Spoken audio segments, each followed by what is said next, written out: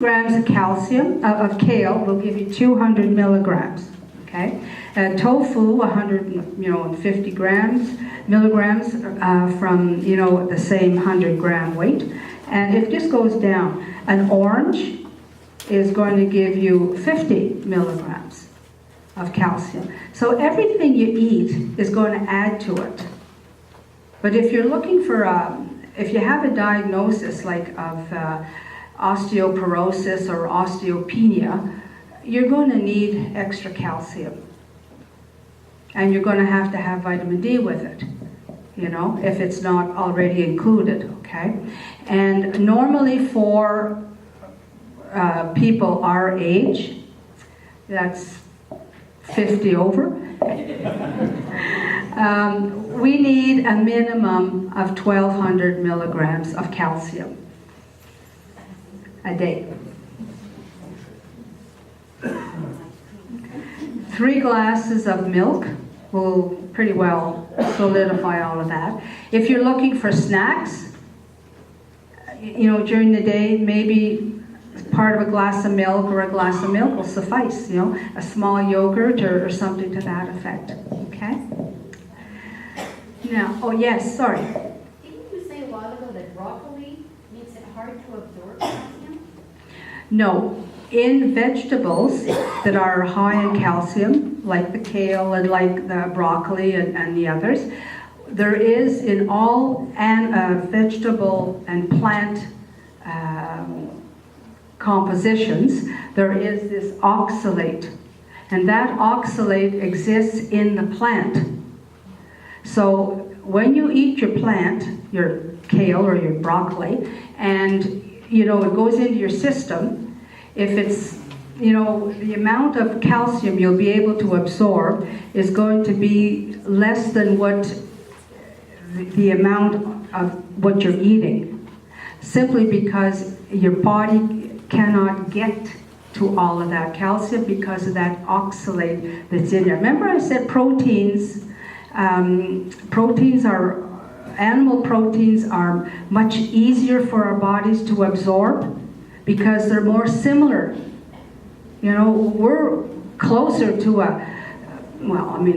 figuratively speaking, we're closer to pigs and cows than we are to broccoli, in that sense. So it's easier for us to get foods from those sources versus from, the broccoli and the kales. They're good. And on top of that, you got roughage. You got fiber. So don't, downplay the veggies. I'm just saying if you're looking for a good source, you're better to go with more of the other. Okay? Yes? Should we not just drop the 1,200 gram calcium pill and the rest is a bonus?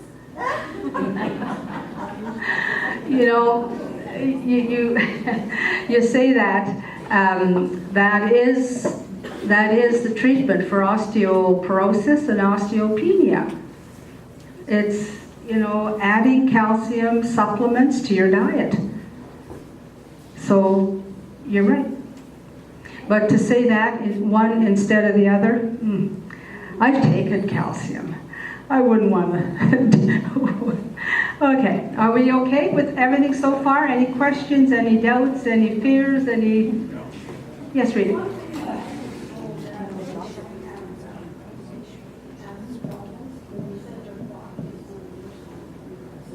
It could be. It could be. Plants are harder in one way too. Tomatoes are harder.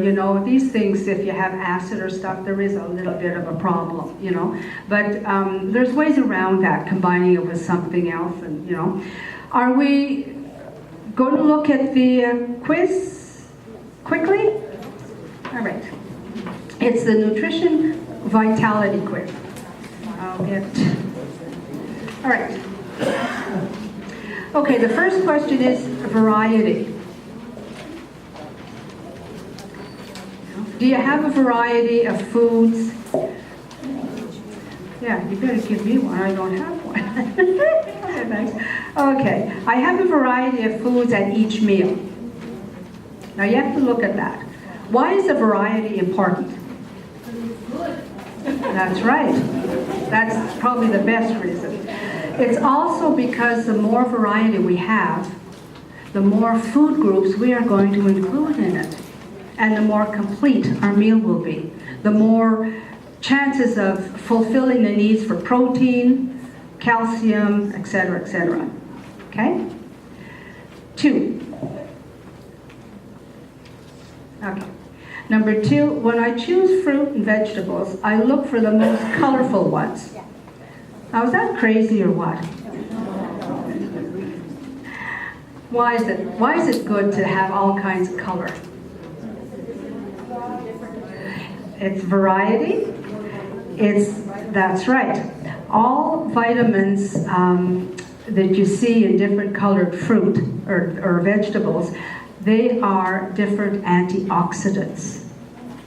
Like red, for example, and you get in tomatoes and peppers and that's lycopene. That's a pure anti-cancer, that has anti-cancer properties.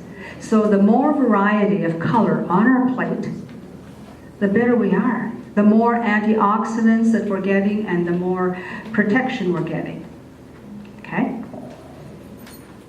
When I eat good sources of fiber such as whole wheat, whole grain products.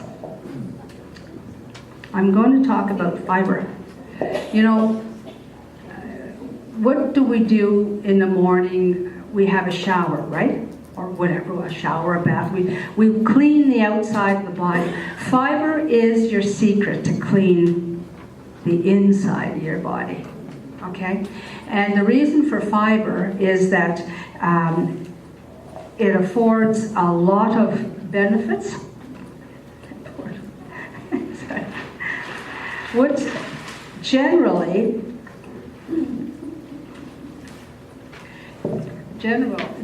what we have in terms of fiber is about 15 grams a day.